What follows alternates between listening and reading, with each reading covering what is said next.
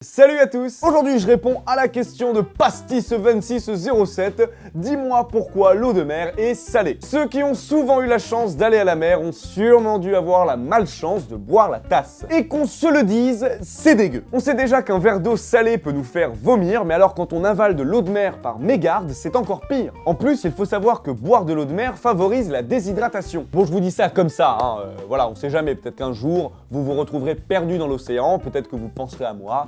Vous vous direz, putain, ça me rappelle l'autre con là, qui fait des vidéos sur internet, là, il avait dit de pas boire l'eau qui nous entoure, et vous aurez raison. Voilà, sur ces conseils paternels, on peut y aller, c'est parti.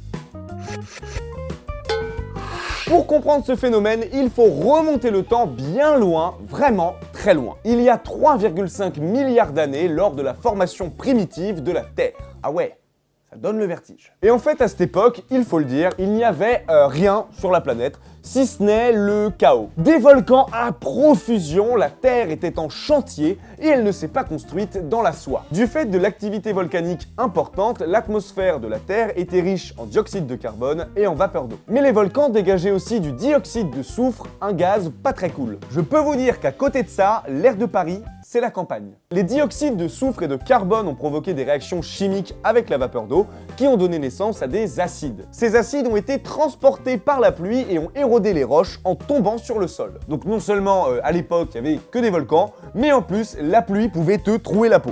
Voilà.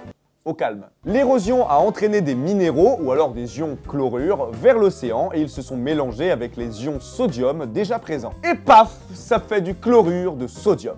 Du sel en fait quoi, hein, tout simplement. Et si l'on veut vraiment remonter la chaîne beaucoup plus haut, des bactéries ont aussi joué un rôle dans la formation du sel. La respiration des cyanobactéries a favorisé l'apparition de dioxyde de carbone, qui, je le rappelle, avec le dioxyde de soufre et la vapeur d'eau, ont créé des acides qui ont permis d'éroder la roche. Et en général, l'eau de mer contient 35 grammes de sel par litre. En comparaison, l'eau douce, qui ne représente que 3% des ressources d'eau de la planète, n'a une teneur en sel que d'1 gramme par litre d'eau. D'où le fait qu'elle puisse être potable. Donc voilà, Pastis2607, tu sais maintenant pourquoi l'eau de mer est salée. Si ce dis-moi pourquoi t'a plu, n'hésite pas à aimer la vidéo, à la partager et surtout, abonne-toi.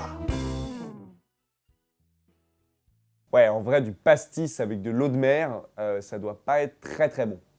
Moyen l'apéro.